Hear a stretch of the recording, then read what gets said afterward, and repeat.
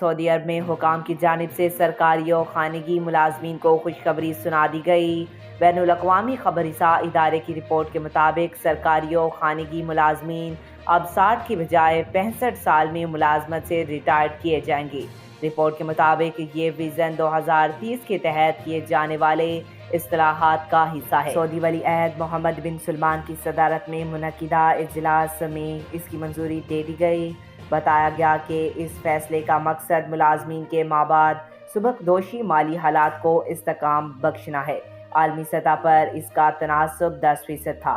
आज तक के लिए इतना ही। मज़ीद ऐसी मालूमाती वीडियो देखने के लिए चैनल को सब्सक्राइब करें।